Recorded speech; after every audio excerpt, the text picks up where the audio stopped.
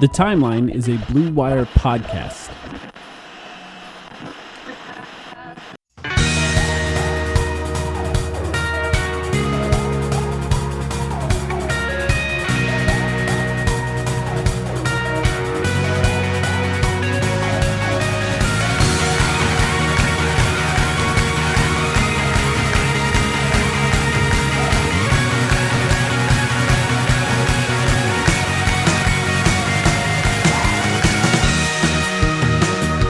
Welcome to the Timeline of Phoenix Suns podcast. My name is Mike.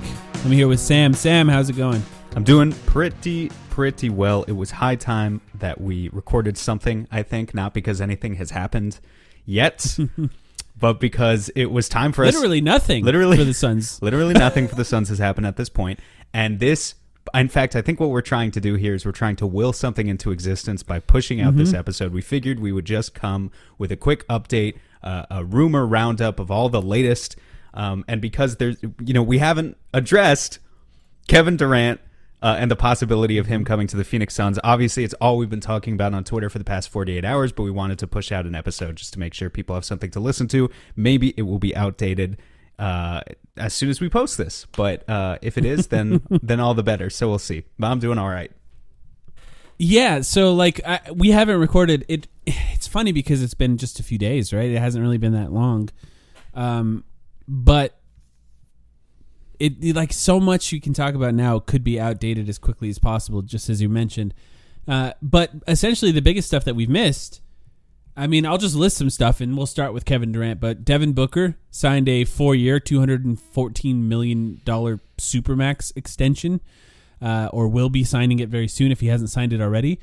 The next day, or the first thing we heard about, which was a few hours, maybe 2.5 hours before free agency opened, that's when Durant requested a trade out of the Brooklyn Nets, and which was vital timing. I've talked about this before, but in order for the Suns to have the opportunity to utilize DeAndre in his salary and him as an asset to trade for Kevin Durant, it was really important that Kevin Durant made it known that he wanted to come to the Phoenix Suns before free agency opened, and he did. And it's clear that that's the reason he did, because the next report, first from Chris Haynes, was that he's listed the Phoenix Suns as his preference. By the way, Chris Haynes was first on that, and he said the Suns only.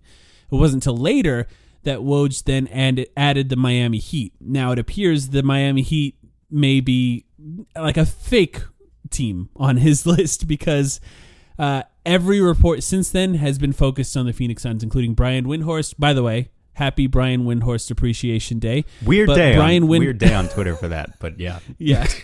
Brian Windhorst says that Durant is focused on landing in Phoenix, and other reports since then, including Sam Amick of The Athletic, have all said the same thing. Basically, Durant wants to come to Phoenix, and it's official. It's actually happening. The thing that we wanted to happen, the thing that we covered in the middle of May, is happening now today on July 1st. No trade yet. If you're listening to this and a trade has happened, another official podcast is coming. Yeah, emergency pod. But no trade yet. Yeah, I almost feel like, we got all of our excitement out over the past 2 days, so it's not fresh anymore. Like if we'd recorded this 48 hours ago when KD asked out and we were recording a pod right now, I think we would probably just be screaming for 20 minutes straight, and maybe that would be it. There would be no analysis. Now It's like, look, Windhorst went as far as to say this morning on ESPN Radio, at least, that it was a 99% chance. That he said 99% confidence that KD, one way or another, was going to end up in Phoenix. We are still Phoenix Suns fans dealing with the history of being Phoenix Suns fans, so I just I just feel like I can't completely flip my shit until it's official. Do you remember during the McDonough era when the Suns cleared all that cap space, and then there was a report by Woj that the Suns were going to try to sell Carmelo Anthony and LeBron James on teaming up in Phoenix with Eric Bledsoe? Well, I remember obviously the meeting that they had with LeBron, which, talk about a fake team. That was a fake meeting that he gifted us. It was the most. It's funny because you think about that meeting that LeBron gave to Phoenix, which we didn't earn. That was a Clutch favor. Yeah. Which is funny to think about, Clutch doing a favor for the Phoenix Suns at that point. Yeah, it wasn't that And then, long of course, the relationship with Clutch after that has all, it's ended. It's essentially over. Anyway, no, so for the record, no, I don't actually remember ever there being the possibility of Melo teaming up. So we could talk about that at some point. Here, I mean, look, overwhelmingly, the Suns are the favorites. People have reason to be really, really excited here. But there's this hang-up, this interesting hang-up, Mike, in that maybe no one around the league actually wants DeAndre Ayton, or at least, for they don't want to pay him for a guy who was supposed to be, according to everyone around the league throughout this season, shitting on Phoenix for not giving him the guaranteed 5-year max for a guy who was supposed to be just pay him. It was supposed to be obvious. Yeah. It's proving pretty difficult now for the Suns to actually either pawn him off on the Nets, which obviously that would be the easiest, or I'm sure what they're now doing, which is pivoting to one of several other teams that we could talk about, but that they're apparently Utah, yeah, that and others. It's falling apart. Others, I think, too. Some that we've mentioned before, some maybe not, but others that you try and work into a 3 or 4. Or, look, some people are getting super creative, even with the 5-team deals to get this done. What my stance has not changed. Whatever it takes. I don't care if it's Ayton, Bridges, Johnson, 20 first-round draft picks. I'm all in on this possibility happening. And I know also there are some reports coming out right now from people, we could just say it, from like Gambo, talking about how the Suns might be able to get this done without giving up either DeAndre Ayton or Mikal Bridges. I will just go on the record saying I don't believe that for a second. I think what Gambo is doing there is something that's called leveraging. However, if by some miracle that does happen, I will worship James Jones for eternity. He is clearly the general manager of the century of all time in the NBA, and no one should ever question him again. So, yeah, a lot of stuff is up in the air right now. But I guess just going back to the main thing, the Ayton situation itself just continues to be difficult. Yeah. I think it's actually kind of fascinating to think about the way some big names like Woj and Zach Lowe talked about DeAndre Ayton's free agency as early as like a few weeks ago. In that, Bill Duffy, you can criticize what he's done with DeAndre Ayton so far, which I think he deserves criticism for, but he played the media well in that both Woj and Lowe were just saying things like, multiple teams are prepared to offer DeAndre in a max offer, which has just not happened, and it's just not true. Now, even if he gets a max offer after this, the ease of which they were implying that DeAndre Ayton was going to get a max offer was clearly agent motivated. Like, that was just Bill Duffy using their mouth like a puppet to say exactly what he needed to have the proper leverage, which, by the way, to me, it's just a reminder of how those guys get the scoops that they get. Woj is not afraid to tweet an agent's name in the tweet about whatever story he's talking about as well. But it is funny how they implied that it was going to be an easy thing for DeAndre Ayton. And look, he may still get a max. Of course. But it wasn't easy. Of course. It's definitely not easy. No, of course. And I think it underscores, the leverage that the Suns have in this situation and why, in my opinion, there was always a good chance that there was going to be a sign and trade here, because now, like, Indiana has some cap space. They just traded Malcolm Brogdon. San Antonio has some cap space. Maybe Indiana's interested in DeAndre, and we don't really know. Well, the Suns don't have to let him go there. No, they don't. But they've been linked, as a potential suitor with Miles Turner trades and all that for a very long time. And so, no, I think Indiana now is maybe the most formidable crux here to potentially blow up a Kevin Durant trade, because they have precisely $31 million in cap space, which is exactly what they need to go out and offer that type of contract to DeAndre Ayton. Yeah. So yeah, Indiana, big players. Indiana's there, and look, and they would probably offer Miles Turner doesn't want to play next to another center. I'll just say that right now. Like, that's the whole issue that they had last year. The reason they traded Sabonis in the first place.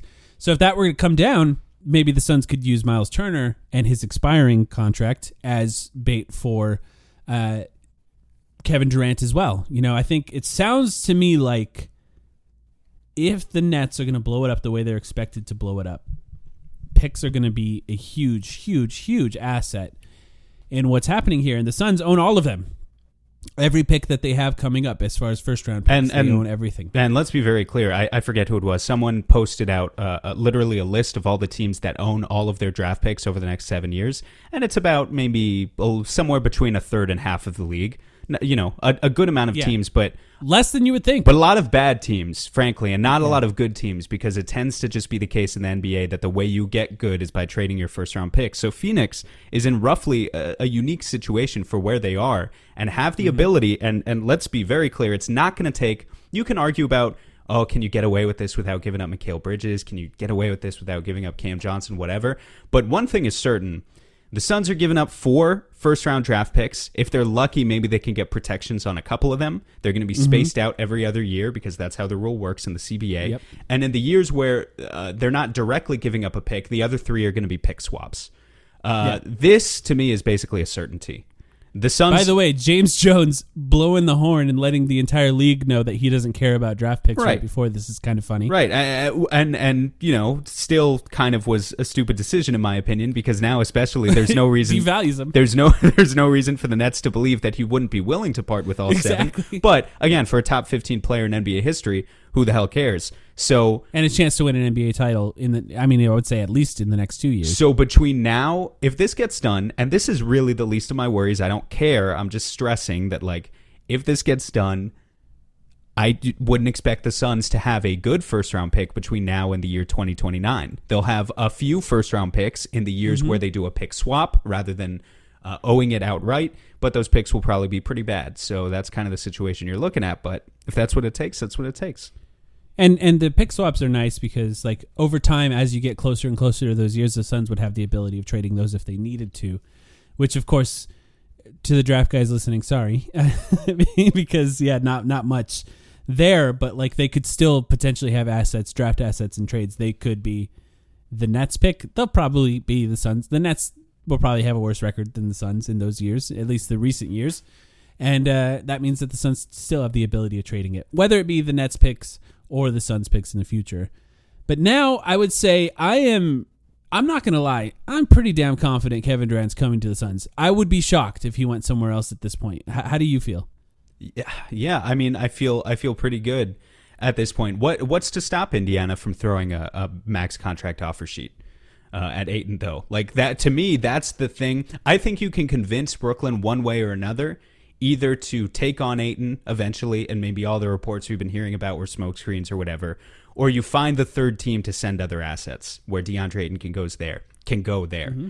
But now that Indiana has created the full cap space, what stops them exactly from counter-navigating the whole process, in your opinion? Why is that? Why is that not more of a perceived threat to you?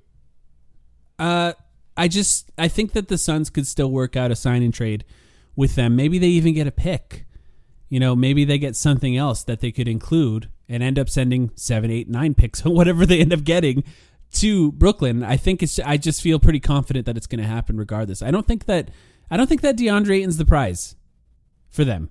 I just don't think he is. You think the picks are the prize, or you think Mikal I think the Bridges picks are the prize, or do you think Donovan Mitchell is the prize? It could be something like that if the Suns could work something else out like that sends them a star. But I think it's the picks, and I think it's the total amount of picks that they can get from the Phoenix Suns, and that includes the potential of the Suns working out a sign and trade. And by the way, let me just mention the teams that have cap space right now could be, and you might think I'm insane for this, but we'll see what happens.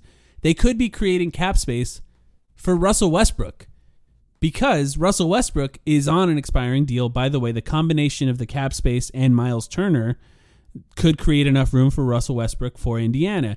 If a team is willing to take on Russell Westbrook, there's a high likelihood they would get another asset along with that, probably a pick or something. And a team that doesn't want to win next year, maybe the Spurs, Indiana, I don't know if there's another team that could actually do it, but those are the two most likely teams at this point, could create that space and take on 1 year of Russell Westbrook's contract and try to, what I've described as OKC his trade value, maybe play him for half the year and try and retrade him at the deadline, or just buy him out immediately and just sort of eat that cap space for a pick and just understand that they had to get up to the floor anyway, and they got up to the floor. They can play their young guys, and now they have another asset for the future. And that could make room for the Suns to actually trade directly to Brooklyn if Kyrie is involved in what goes back to Los Angeles. So I wouldn't be surprised if something like that happened as well.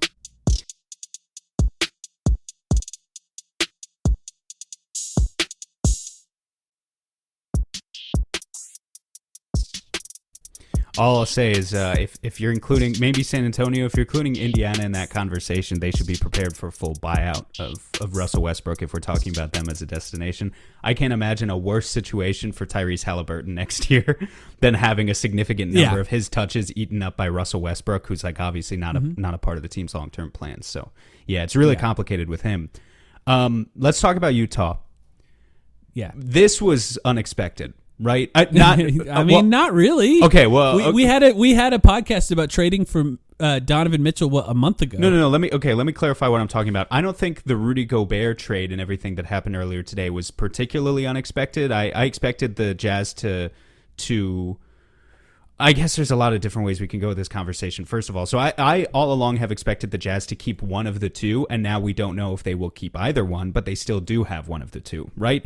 The fact that they chose, at least for now, Donovan Mitchell over Rudy Gobert did not surprise me in the slightest. The Minnesota destination did surprise me a little bit. But what really surprised me here, I'm not so much interested in talking about Rudy Gobert since we're a Suns podcast, not an NBA podcast, although I do think that's an interesting angle too. It was Gambo coming out a few hours ago and saying the Utah Jazz have expressed interest in exploring a trade for DeAndre Ayton. Would have to be, obviously, a sign and trade since they do not have cap space. That came out of nowhere. What was your initial reaction? I'm surprised. And it's actually kind of funny in like the way that fans have compared either Rudy Gobert to DeAndre Ayton or Donovan Mitchell to Devin Booker. The idea of the potential of two of those guys trading places essentially, or DeAndre Ayton being switched out and seeing how that works for Donovan Mitchell is just a kind of a fascinating thing. By the way, do you think Donovan Mitchell would avoid passing to DeAndre Ayton as well? Do you think Ayton has earned enough of a right to get more than 2 passes a game? I think Ayton's... he's got to catch at least one of them. Ayton's seal and post hook is like exponentially better. I would hope that Donovan gives him a chance there. Let's just say if they ended up playing together. Ayton's going to be fighting for his life when he realizes that Donovan lets everyone blow by him in the playoffs, though. Yeah. That part is going to be fascinating. Yeah, I think it's an interesting destination, and I think there's a good chance that the Suns could get the most assets. Like out of all the teams that need or that are interested potentially in DeAndre, in which at this point is what the only rumors we've heard as of recently were Indiana and Utah. And by the way, before those two this morning, zero last night, like zero news about Ayton last night. So the only thing we've heard today is maybe Indiana and maybe Utah. And if Utah really wants him, the Suns can extract the most assets out of them because they don't have the cap space. So the Suns can actually get stuff back either to use on the team next year or to use in a trade for Kevin Durant, maybe even a pick now that they have like 12 or whatever they got for Rudy Gobert. Yeah, well, they have a lot of picks. That's for sure. They have a lot of picks. And I think Utah's picks to reroute those towards Brooklyn, that could definitely be helpful for Phoenix. In terms of actual player talent, if they're not giving up Donovan Mitchell, and again, I'm skeptical of that for now. I know everyone wants Donovan Mitchell to leave the Jazz. I'm still skeptical. Just for the comedy of it, right? I mean, a little bit. And because he's he's a star player and people want star players. Yeah. And, like obviously if you could reroute Donovan Mitchell to Brooklyn, it gets a lot easier for Phoenix too. But what other talent do they have on this gutted roster now that would actually be useful in any sort of, Jordan Clarkson, Jared Vanderbilt. Yeah. And Clarkson is expiring. Vanderbilt, I think, is close to expiring. Actually, no, he signed a contract last year. I think he's got 2 years. Yeah, and let's see who else I have. Patrick Beverley, who was just extended. By the way, funny that they extended Patrick Beverley to trade him. Essentially, turned him into a trade asset. Yeah, he deserves it. Somebody on Twitter said the funniest outcome would be the Suns trading for Patrick Beverley long enough to force him to walk back his Chris Paul comments, only to trade him again later. Yeah, and make him the enemy once again. And I guess that's kind of it. I don't talk about a guy who they have Bojan. They have Bojan. He's fine. I mean, they have Bojan. Why does Brooklyn want Bojan? I'm still thinking. Is he mostly expiring? Like if they, maybe they want the cap space. Yeah, we're cap space cap space for what? Just I see. I guess so part of what I'm struggling with. They can fill the roster with their own players that they pick. Part of what I'm struggling with is why a team in Brooklyn's position wouldn't want DeAndre Ayton. I mean, look, granted, they just re-signed Nick Claxton, and they have it could be bluster. They have other pieces. It could be fake, But I don't know. I would not want. Let's see what's Boyan's. He is an expiring contract. Props to you on that one. Yes, so that helps. 19.3 next year, and that's his last year. I will just also clarify, like with Mitchell. It's not that I think the Jazz maybe wouldn't just be in a better position right now to blow it all up and get rid of Mitchell as well. And this, hey, like, you know, in my opinion, the Mavs are getting worse. It would be great if the Jazz also just got completely worse. And that's kind of two teams that you don't have to worry about anymore next season. The Mavs you're going to have to continue to worry about a little bit just because of Luka, but not matching Jalen Brunson's salary was a little egregious.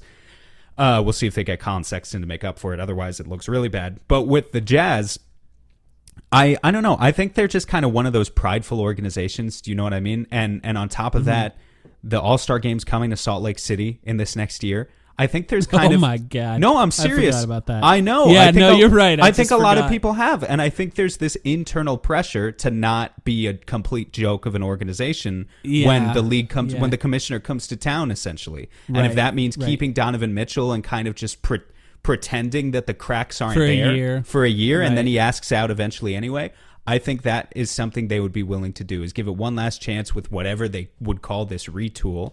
And so it's maybe horrible. If he's going to hate it. Maybe if they're interested in DeAndre Ayton, it is legitimately for, from their perspective, 1 year, right? Yeah, good purposes, retooling purposes, trying to see if they can keep Donovan Mitchell happy by providing some sort of seeing if there is roster. Anything salvageable there. And I don't think it's going to be a particularly successful strategy, but I guess I can see why they would be willing to try. And if in the process they give up like 2 or 3 of these picks to Brooklyn, and it lessens the load that Phoenix has to bring to the table, then okay. But I don't understand why Brooklyn would rather just have more late first round picks or mid first round picks than one of the best young centers in the league. Even if I don't necessarily believe that DA is a full max contract player, he's still a great player. So he's a much better offensive player than Rudy Gobert, as we mentioned, but a worse defensive player. And he's a good defensive player, but he's still significantly worse than Rudy Gobert, just by all defensive metrics that you can find. So that's tough.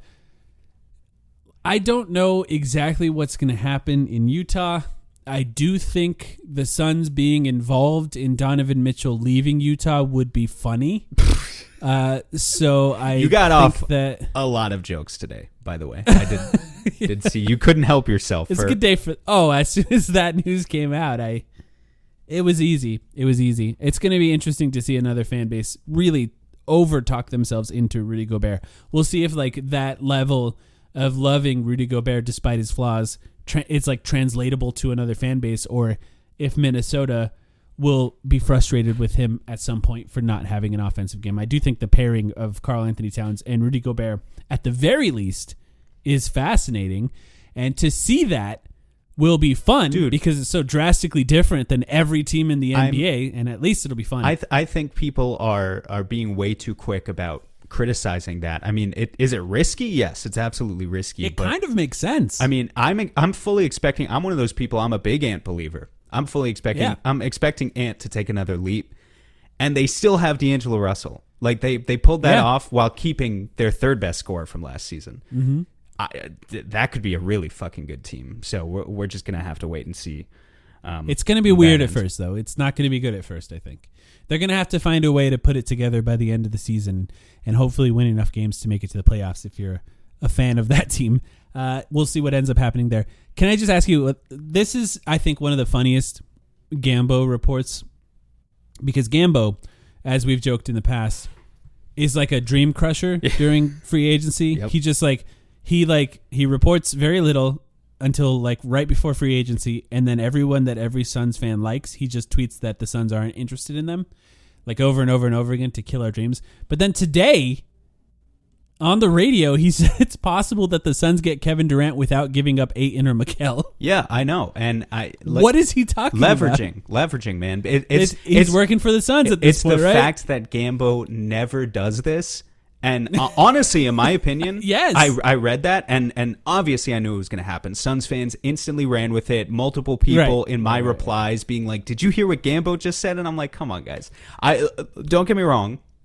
Like I said, I would worship James Jones if this happens, but to me, it smells a little bit of desperation on the Suns' end." to be honest, that they need Gambo out there doing this. I believe that the reason this hasn't happened yet is because the Suns are trying to keep Mikal Bridges. That part I believe. Let's be very clear, by the way. The Suns are the favorites here, but if they don't get Kevin Durant somehow, this offseason is a disaster. They're fucked. There's nobody left. Before we started recording, both of us, you and I, brought up the free agency tracker to check on the available free agents and everyone that's signed so far. And it's a ghost town, right? It's a ghost town. DeAndre Ayton is by far the best free agent left. I mean, look, you can always re-sign DeAndre Ayton and say, hey, we'll trade him in a year, but then you're just not going to get any kind of positive momentum going into the season. You're wasting the end of Chris Paul's career. You already lost JaVale McGee. You already lost Aaron Holiday. Look, I know, I wish those guys the best. I think both of them had good seasons, and I also recognize that it's not the end of the world. But with replaceable players, whoever you would replace them with would probably be a little bit worse too. At this point, I think it's fair to say. So if you literally did nothing because you lost out on Kevin Durant, as much as the Suns are the favorites right now, losing him to Miami, losing him to Indiana, it's just not an option. Not an option. Mm-hmm. Not you wouldn't lose Kevin Durant to Indiana. Sorry, losing DeAndre. What I mean is losing DeAndre Ayton to Indiana, which nixes an Ayton deal, a Durant deal that would have involved Ayton. You know what I meant. But yeah, I think the picks, the Suns' ability to trade picks, is really, I think, the thing that could change everything for the Suns here. And the reason the Suns are in the lead, and by the way, we're saying this so much that the likelihood of somebody else trading for him right after we post this is high. The thing about being a Suns fan is it's hard to be as hurt as we possibly can be without getting our hopes up first. So that's the job of this podcast, get our hopes highest. But the question is, would a team where Kevin Durant has said that he doesn't want to play for them, because he said 2 teams, would they be willing to give up the amount of picks that it's going to take? Or would the Suns, their willingness to potentially give up 6 or 7 picks or whatever they can, essentially, with swaps, will they be the only team willing to do that because they know that Durant wants to play here? And I think that's the biggest thing. Durant, the thing is, Durant is so clearly a guy who just forges his own destiny. He does what he wants. And so even for Phoenix, when you're giving up those 6 or 7 picks, he wants to play for you right now. That doesn't necessarily mean anything about if he wants to play for you next year. Unfortunately, that's just how it is. So, I mean, look, I've talked to Suns fans, friends, in my personal life who are also Suns fans who are worried about this, not because they deny KD's talent, but they're just what's to say? This is a guy who's currently asking out with 4 years left on his contract. Exactly. What's to say he doesn't leave next season after, let's say, a disappointing second round or Western Conference Finals exit or something? It's really the main reason. And you know what? James Jones still has a job to do after the trade. If it happens. You know what? There's nothing preventing that. There's just I can't tell those people anything that would calm them down. There's nothing I can say. But the one thing they have is the opportunity to trade Kevin Durant again and get whatever assets from Durant again. The same thing that happened with Brooklyn. Right. And it's not like Brooklyn's going to be left with nothing after this. And you just continue to stress the point that this is the most talented player the Phoenix Suns would ever trade for. The other point is the Suns don't have Kyrie Irving and the problems that come with him. Yeah. Every team that's had Kyrie Irving appears to get tired of him at some point. So, it's not. Look, actually, it was kind of interesting. Zach Lowe, I was listening to Low Post, mentioned something that I thought was pretty fascinating. It's about he said the concept of putting a super team together and having the one superstar that was drafted there, and how there is an anchor to the culture of that team, whether it be Dwayne Wade in Miami, recruiting players over to Miami, and understanding that this concept, this team, this dynamic, this culture existed before that player got there in LeBron James or Chris Bosh, and it's going to exist afterwards. And then the same concept applies to the Golden State Warriors, which I don't think you mentioned, but I think it's obvious that he was implying them as well, with Steph Curry being there and then having Kevin Durant. Well, now there was this anchor that still existed. If Durant comes to Phoenix, Devin Booker's here, and there is sort of a concept of when they were in Brooklyn, there wasn't that, and I thought that was a fascinating concept. I don't know how much I buy into it because these guys, they're ultimately the personalities have to fit, but it's just an interesting way to look at it. I think the all of the stars that would be on this Suns team are relatively low key.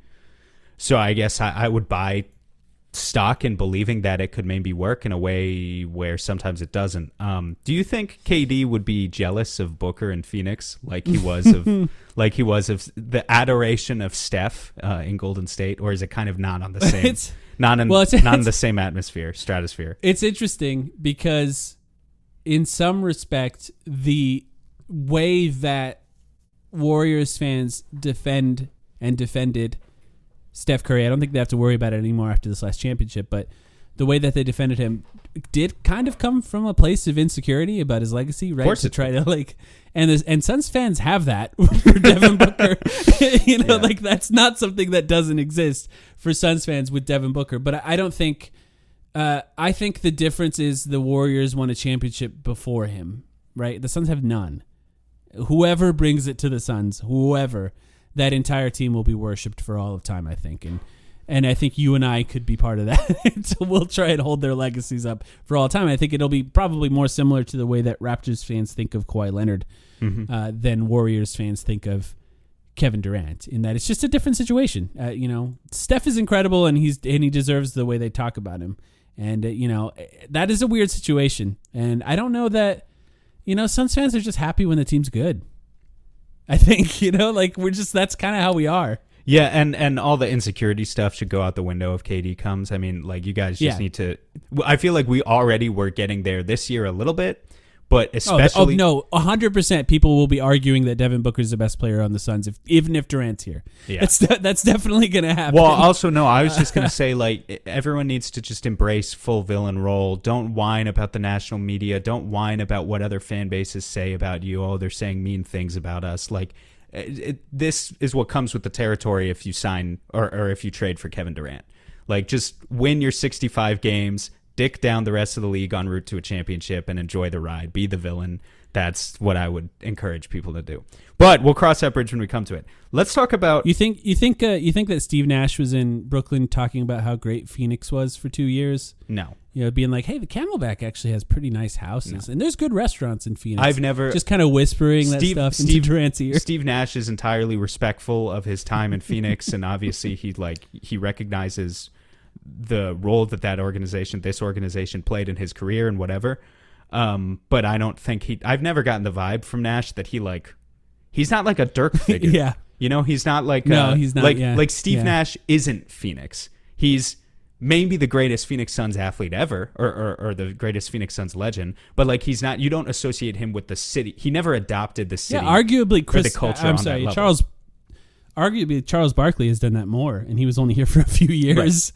Right. He still lives here, though. I mean, that's part of it. To be fair, I used to say the same thing about Steve Nash with basketball in general. For a while, post career for him, it felt like he was just entirely invested in soccer, and a lot of people were shocked when he came back to coach in the NBA. Anyway, I want to move on. Last thing to talk about today. Let's talk about Devin Booker contract extension. Let's get into it. 4-year, $214 million Supermax contract extension. And Shams Charania, who had this first, also said he will be the cover athlete for NBA 2K23. It's official. The year of Devin Booker is here.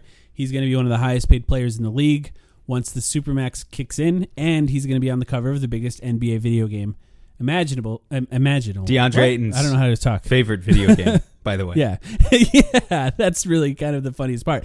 But $214 million Supermax, I think, a lot of people are going to see that number and go, wow, that's too much, or wow, that's a lot, or oh, are we sure we want to do that or something? And that happens with every superstar, I feel like, when they get signed. We've talked about it in the past, but I think our opinions are pretty similar here, Sam, in that you just kind of have to do this, and it's a good contract whether you realize it or not, because the cap's going to go up in the future. Well, that's the main thing. I mean, my opinion, regardless of the cap spike, would have been you just got to do it. There's no alternative. You can't lose Devin Booker if you're a market like Phoenix. But because of the cap spike, and specifically because of when they signed this, which is going to kick in the year before that cap spike with the new TV deal coming in 2025, I think this is essentially a brilliant move for the Suns, and proportionately, it's going to keep Devin Booker. Right now, he makes less than 30% of the Suns' salary cap on his current salary. The Supermax starts at 35% of the cap, But if that cap spike comes, and we don't know exactly what the estimates are going to be yet, but if it does come and if it's not properly smoothed, like it should have been in 2016, the last time this happened, you could probably keep Booker at close to that 30%, maybe even less than 30% level of whatever the salary cap is going to be at that point. So even though this is a supermax contract in name, effectively, how is it going to alter the Suns' ability to retain other talent under the cap or at the cap level going forward? I don't think it's going to have much impact at all. I think this is a really wise financial move by the Suns to get this sorted now, and B, it's a really smart symbolic move from the Suns as well, because the other part of this is we expected this to maybe get done at the very end of this offseason. Yeah. I think we said, don't expect any movement on a Cam Johnson extension, and don't expect any movement because they don't have to be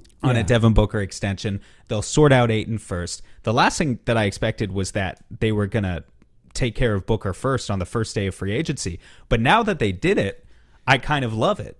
Because it wasn't just the first day of free agency. It was the first minute free agency opened. The minute it opened. But I love it because you've symbolically committed to this guy who is your franchise cornerstone. And whether they knew it or not at the time that they were negotiating the actual contract, the day of, there was all this other ancillary bullshit going around the league about, oh, actually the Nets are only going to do this if they can get Devin Booker back. They're not. And yeah, I don't know if the Suns knew about this at all. I have a feeling they already had all the contract details worked out before any of that stuff came out. But the timing worked out in such a way where it was even better for them to commit. Pull the rug. For them to pull the rug and commit to Devin Booker in that way. And first of all, the Nets wouldn't have been able to trade for Booker anyway, at least not without getting rid of Ben Simmons, as we know we've talked about in the past. But for them to officially kind of close the door on that and say, no, this is our guy. This is who we're committing to. He is emblematic of who the Phoenix Suns are as an organization for the next 5-7 years. That's great. And I have no complaints about this whatsoever. Chris Paul wanted to come to Phoenix for one reason: Devin Booker. As much as he likes Monty Williams, if Devin Booker wasn't here, Chris Paul wouldn't be in Phoenix. Kevin Durant wants to come to Phoenix because of Devin Booker. Now, Chris Paul's part of that for sure, but we know Chris Paul's 37. He's not going to a team to just play with Chris Paul. He's coming to play with Devin Booker. The Suns needed to do this. Devin Booker is clearly the type of player that can attract other stars to Phoenix. And look, we in the past just coincidentally looked up the greatest free agency signings in Suns history, and they're not overly impressive, right? Steve Nash is really it. Tom Chambers. But yeah, essentially Chris Paul and Kevin Durant, not free agency signings, but the way that the modern NBA works, they're essentially the two best free agency signings the Suns have ever had, because they're two players who chose the destination that they're going to in the trades that they're potentially going to. If Kevin Durant comes to the Suns, of course, there's a big if on that. But the reason that happened is because of Devin Booker, and Devin Booker was drafted in Phoenix and suffered through some of the worst seasons in the Suns' history, where he was surrounded by absolute garbage, and then took this team to the NBA Finals. He earned this, and he signed it, and as the 13th pick in the NBA draft, and essentially the first player announced on this Supermax, it's a pretty cool thing to see, and I think Suns fans should feel proud of Devin Booker. We've seen what he's gone through. We've watched, some of us have watched essentially every game of his career, and now he'll be one of the highest paid players in the NBA, hopefully on one of the best teams in the NBA next season. It's pretty cool to see.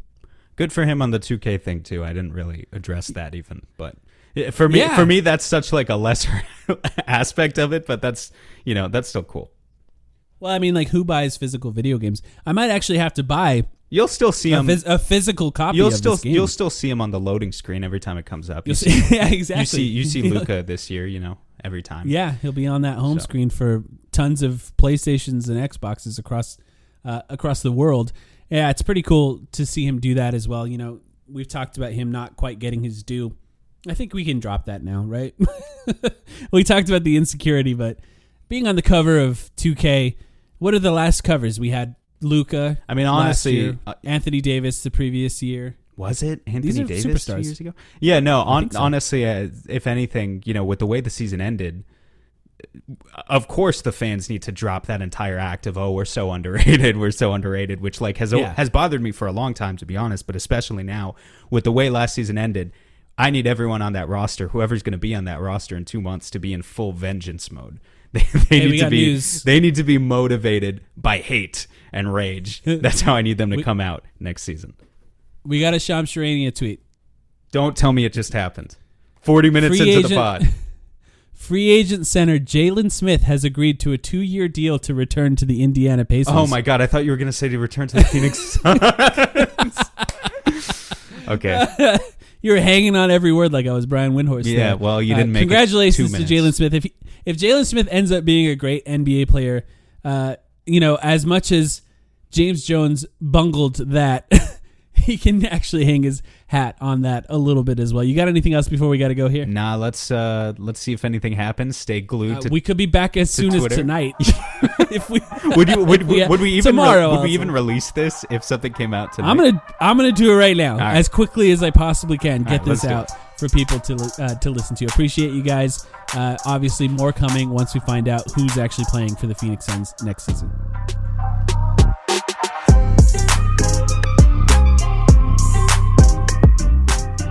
I'm going to tell you something happened yesterday. The league executives were wondering what the heck it means, and it happened within 5 minutes. In fact, Adrian, the tweet right before, Adrian tweeted about Durant. He tweeted something else. There was a trade yesterday between the Utah Jazz and the Brooklyn Nets. It's a very strange trade. Very strange trade. Very strange trade. Very strange trade.